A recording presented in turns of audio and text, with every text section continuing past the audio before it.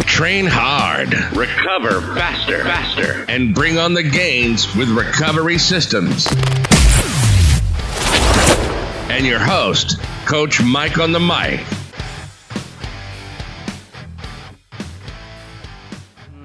Hi, it's Coach Mike on the mic, and welcome to this edition of For the Love of Exercise. This week we've got PGA professional Brad McManus. G'day, Brad. G'day, Mike. Thanks for having me. You're very welcome. So, Brad, you've recently become my coach, which I really appreciate, and you have an institute. Can you tell us about your academy? Well, I've been in Singapore for some time now, working for other places, and I got an opportunity to start my own academy. So we've started the International Golf Institute with the aim of basically elevating the level of coaching and service for all of our customers. Right. Yeah. So you and I had a chat a few weeks ago about what we see as, because I first came to Singapore in 1999. Golf was booming back in those days. Sure.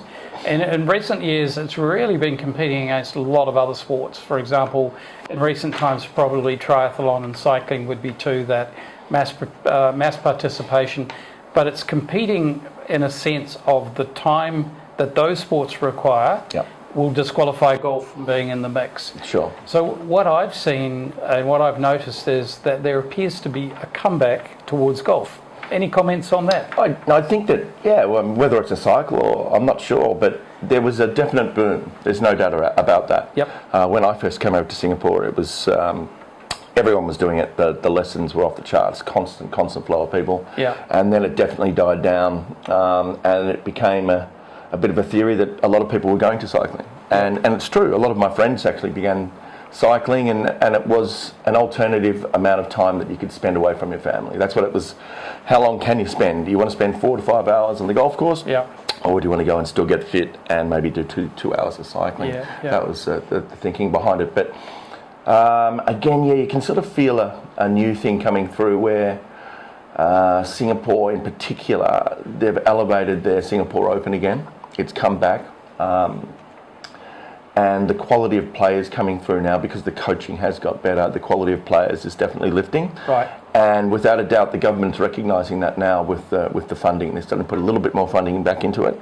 The funding used to be based around how the athletes performed in events like the SEA Games. Yes. So if they had a bad year, the funding would get cut. But now I just think that's becoming a little bit more proactive because they've won a few gold medals and a few other medals as well. So and then from the social point of view, I think that people are realising that cycling's great, absolutely fantastic sport, great for health, great for fitness. But is it as challenging and maybe mind entertaining maybe as golf? Right. I don't know if it is. So I'd like to pick up on that. So having been a cyclist for 50 years, and also here in Singapore, having competed and also coached in the last 10 years, I can tell you that in the course of a 4-hour bike ride, which might be, say, 100 kilometres, I will say less to someone than I will in 3 holes on the golf course. 100%.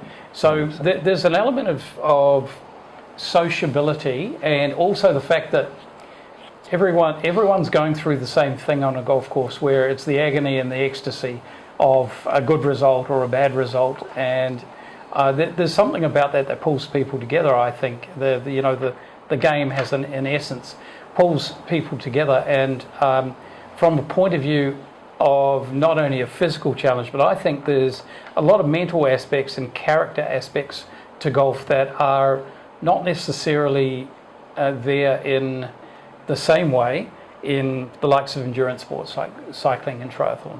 That would be my observation anyway.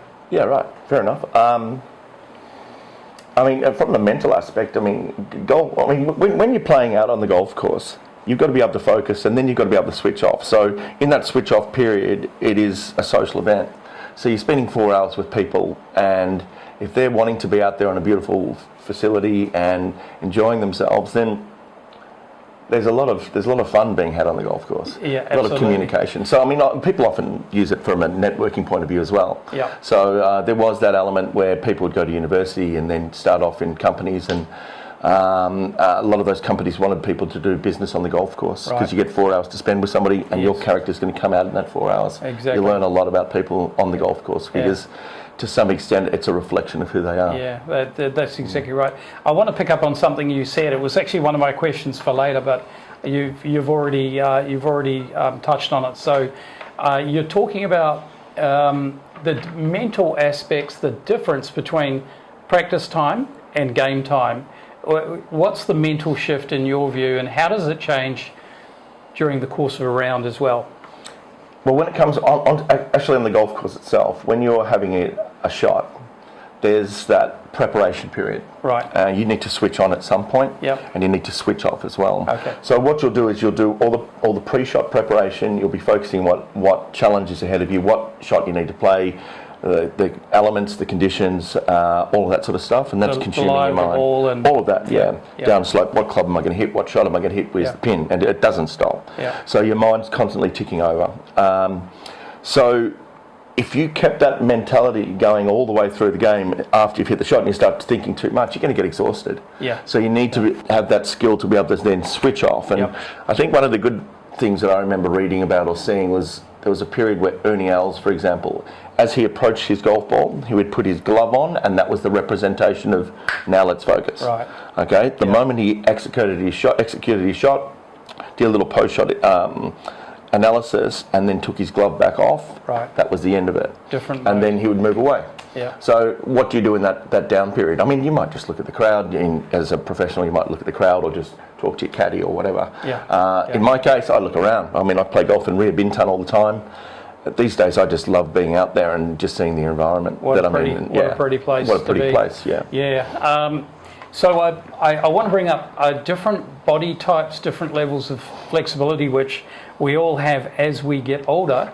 And I want to first of all, lead into the question with some observations back in my days of coaching, particularly swimming, which is a biomechanical exercise. Right. My dad was a good swimmer. Yeah, he was a very good swimmer. Yeah. So what I realised is, because I've coached a lot of adult swimming, is that people interpret the swimming stroke based on their own levels of fitness, flexibility, and they'll certainly favour their strengths, and maybe they won't be so good at everything. And what I used to do as a swim coach, and this poses a question to you when you're looking at people, what I used to do is figure out what was negotiable around flexibility and biomechanics, and what I'd have to live with as a coach, things that probably would never change. Right. Any comments on that, looking at different folks, possibly coming into golf at an older age, possibly with less flexibility? Any thought process you'd go through to try and get the best swing possible? Just talk us through your... Well, I mean, I think the worst thing you could do as a coach is basically try to treat everybody the same. Yeah. Everyone's got, whether it be, like you said, physical limitations, or some people are more flexible than others, and as people are getting older, obviously their body is changing and it's not as flexible as what it once was. So you work within those parameters of what they can and can't do. The other thing would be... physically, if there's injuries, I'll often hear somebody say, "Well, I've done my knee and it doesn't, I have to protect that," or "I've got a bad shoulder," or "I've got a sore lower back." Yeah. All of these things, you try to work with them, but there's always ways to get a little bit more as such. So, for example, if somebody's not turning their hips properly, which in your case was a little bit of that there as well, and it's almost 90% of people over the age of 50, and you look at, okay, well, what are we doing to promote hip rotation? So maybe it's a matter of just fanning the left foot open or feeling the left side open a little bit more at setup. At setup, then impact, obviously. So all of these things, have a massive effect, and as a result, that's why everyone's swing looks different as well. Yes. Different length of arms, different torso lengths, and so on. Yeah. It's very interesting. So for me, coming back into the game after pretty much a 20-year gap with the odd game here and there, but I noticed there was quite a few club changes in the last 20 years. So there's, for example, my biggest discovery was these things called hybrids. Sure. Talk us through what you think are great assets from a club point of view for for most of the golfers out there. Okay, well, before we get onto club, let's go back to the ball, because the ball's the thing that's changed the most. Yes. Okay, so the golf ball, we used a thing called a Palada golf ball, and that had a very soft cover, but it had binding inside and a little bit of rubber, and it was all elastic. Now, you'd hit that golf ball, and it wouldn't go that far, but you would stop it and you'd spin it, and you could hit a pitch shot to a green, it would go and spin back. Now, we don't have that as much anymore, and those golf balls you could work through the air left and right a lot easier. Okay, now the ball's changed, and it's all about distance and then trying to maintain some of that soft sort of feel or spin characteristics as well. So that's the massive impact. Okay, now then we've got the impact of the clubs. So we've got titanium, and we've got better steels, and we've got graphite, and all of these things are evolving and getting better every year. So every year they bring out a new set of clubs, or a TaylorMade, or a Callaway, or a Titleist. They're always finding new and better things. So what's it doing from a club point of view for the average golfer? It's making the game a lot easier. And when we say a lot easier, it's still going to be the most difficult game you play. But it should, if you get a good set of irons and a good driver, it should have a bigger sweet spot, which is going to be more forgiving. Okay. A lot of these irons these days have a lot more weight at the back, and the centre of gravity's changed, so it's going to help you get it up in the air. All of these aspects are making it more playable. Our drivers these days are phenomenal. They got to a point with the driver where they recognised that it was called the COR, coefficient of restitution, and if you hit the centre, it was like a trampoline effect. It would spring off the face and shoot the ball off. So they got so thin. What they were doing is making the titanium around the edge of the face very thin, and it was a bit thicker at the middle. So it was like a trampoline. So it got to the point where they've had to stop doing that, and they've got a limit on that now. And you will find it's actually come up in the paper recently, or in the news recently. They are now looking at ways of reducing or preventing any further increases in distance, because it will destroy the game. For sure. So for us mere mortals, we are able to hit the ball a little bit more than the usual, but look at the professional ranks. They're on par fours, they're hitting half wedges, and some of them are downwinded driving par four greens. Well, a long time ago, when I say a long time, a couple of decades ago, you'd look at the distance, the average distance that a golf pro was hitting. If somebody was hitting at 300 yards, that was enormous. It was enormous. So now, if you're not hitting at 300 yards, you're at a massive disadvantage. And there was a recent thing in the States, it was last month actually, the PGA show, and they had a guy who's the long driving champion. He stood up in front of everyone, showed him his swing, and then got on TrackMan, which is a device to show the ball flight, and proceeded to hit the ball 400 yards on his first shot. So, I mean, that's just showing you what's going on. Better coaching, better technique, better ball, better equipment. For sure. And things will get out of control. You shouldn't be able to hit the ball 400 yards. That's mad. That's crazy. Now, you mentioned TrackMan. I'd like you to touch on how technology has changed, because having experienced it from you being my coach, you're using a fair bit of technology, and also technology to give me feedback and homework as well, which I've really appreciated. Please talk us through that. Okay, so a while ago, a guy was working for NASA, and he was using this particular, I guess it's a camera that would be able to slow things down at such a rate that if the moment something took off, we would be able to see the first, that far, what happens in that far. They do all the calculations on what happens in that period of time, and it gives you a whole lot of information and shows you what will happen in the future. So there was a thing called ball flight laws, and the ball flight laws in golf have changed based around this. So everyone used to think that if you had an open club face and you cut across the ball, it would put spin on the ball, side spin, and go out to the right. Well, the ball spins this way. What changes is the axis that you hit it on, and they've created a thing called the D-plane. Now, D-plane is not just where the ball goes left and right, high and low. It's about the angle of attack when you hit the ball as well, and how that affects things. So TrackMan and these other devices are studying that. So they're coming up with things of ball speed, club head speed, angle of attack, smash factor, and then it's showing you what your ball's going to be doing from that little. It's capturing that little period of time when you've hit when it hits the face and when it leaves the face, and then also what the club's doing before and after. Right. That's pretty cool technology. But it's changed everything. It really has. Absolutely. And then of course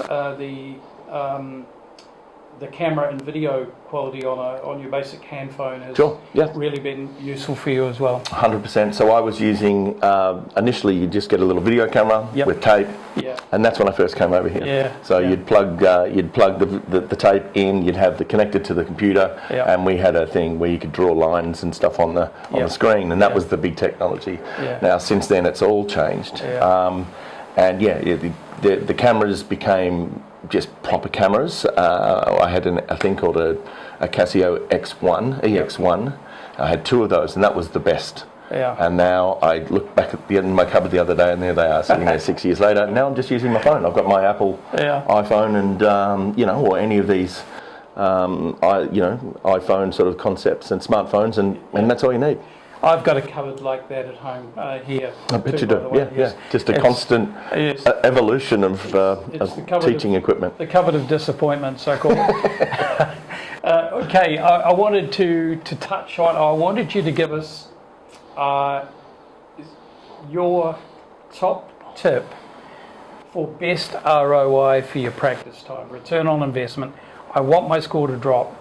What is the provided I don't hit the ball out of bounds every shot. What would be the thing, or what percentage of time should I spend on driver versus irons versus short game? And give us some benefit of your wisdom. Okay, so it's got a lot to do with where you are with your game at the moment. Okay, so if you're a beginner, obviously we're going to need to spend more time working on your swing. If you're getting back into the game, we need to get you hitting the ball a little bit better. As you become more advanced, you realise that that's not going to help you scoring as much, and we're going to now look at the scoring aspect. So if I was to give it a percentage, and I say it's pretty common knowledge throughout the golfing industry that it's around 35-65. Right. So 35% on long game, 65% on short game.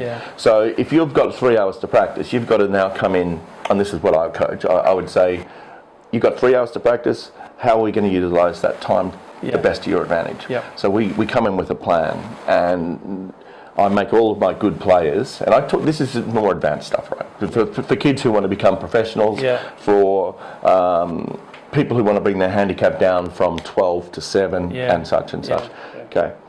Utilising that amount of time that you've got to the best of your ability, and it's got to be productive. So I might say, let's do 40 minutes upstairs. Right. Okay. And we're going to work on what we've been working on from your swing, but then we might do some target practice, and we might do some long distance pitching. Right. And then we would look at chipping, putting, bunkers for the rest of that period of time. You put gaps in between there just to make sure you've got time to rest, because you won't do 3 hours straight. And that's not healthy anyway. I think I said to you recently that it's not how many balls you're going to hit, it's the quality of what you're doing around each ball that you hit. So if you had 50 balls, I don't want them gone in 40 minutes. I prefer you to have those 50 balls, those maybe 20 balls, and use everything we've talked about. So your drills that I've given you, the exercises, the practice swings, really thinking about what you're trying to achieve, and then try to implement. Okay? But just like any sport, you'll have things like block practice and repetitive practice if you're working on something, but then you can have varied and other forms of practice as well. So. Real good. There was a book I read years ago that I recently read. All right. There was a book I read years ago that I've recently reread by a guy called Dr. Bob Rotella. There's a few books, in fact. The first one that was a revelation to me was the title, Golf is Not a Game of Perfect. Very good. So I then realised, and around about that time I observed this golfer called Jim Furyk, professional golfer, who went on to win a major, and he had the quirkiest swing you ever could see. It was all over the place. Still does. And he also has to the best of my knowledge, the PGA Tour record low score of 58. Yep, whether it's 58 or 59, but he's definitely done either both of those. But he he's shot 58. He had, amazing.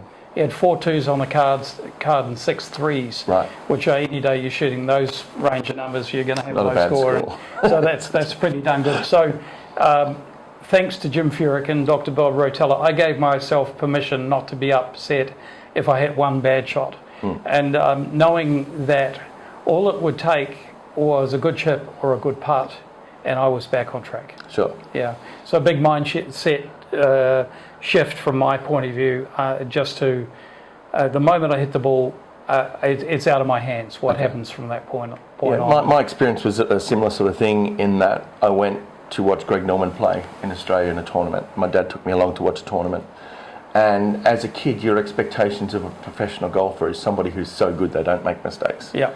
And what I learned that day was that they make mistakes. Yeah. Quite a lot of them. Yeah. But the rest of the game might be good enough to then to compensate. To compensate for those mistakes. Yeah. But as you play more golf, you talked about it's not a game of perfect.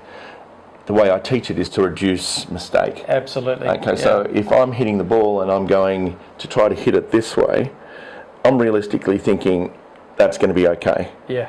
All right? Yep. But that's a problem. Yes. So if we can reduce your bad shots from this to this... That's where we begun. Of course. No, but I mean, we all do, right? Of course. But I mean, and hey, look, and the majority of the people I coach are in that situation. Yeah. So thus we work on things like club face and swing plane and to reduce those situations. Yeah. Well, I've got a quote, just as we wrap up, I've got a quote from Arnold Palmer. From Arnie. Great man. Yeah, great quote, this one. Golf is deceptively simple and endlessly complicated. It satisfies the soul and frustrates the intellect. Amen to that. It's at the same time rewarding and maddening, and is without the doubt the greatest game mankind ever invented. So I've really enjoyed falling in love with the game again, and the various aspects that to me are very healthy as I try to age gracefully and improve my mobility, still work on my strength, and also the mental aspects of the game. So I've really enjoyed working with you, Brad, and the way your communication methods and your encouragement as we've seen progress and setting the right expectations that this is a long-term journey, not a short-term fix. So really have enjoyed that. And so wishing you all the best. Thank you. And it's great to have you on the show today. And for anyone out there that's interested in picking up their golf clubs again after a while or even starting from fresh, we'll post Brad's contact details at the end of the video. So it's Coach Mike, Brad McManus, over and out for now. Thank you. Good on you, mate. Cheers. That's great. Hi, it's Coach Mike on the mic. Welcome to this edition of For the Love of Exercise. With me today is PGA professional Brad McManus. G'day, Brad. Thanks for being here with me, and it's a pleasure. Start again. I got it wrong. Do it again. Bloopers. All right. Okay, just continue. It's okay. Okay. Do the intro again. We'll go again. I'm going to put that in the end as a bloop. Don't do that. No, it's in there. Okay. All right. 2, 1. Check 1, 2. Mary had a little lamb. No problems at all. I've done a couple of shanks lately. I laugh because I never shank. Right. Just overdone another fraction, but that won't be a The fact that I'm problem. near the hose always I laugh when I did it.